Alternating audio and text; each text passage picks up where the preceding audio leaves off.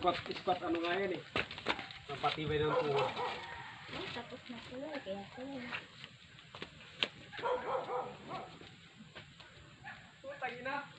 Nagsasayaw-sayaw lang itong dalawa.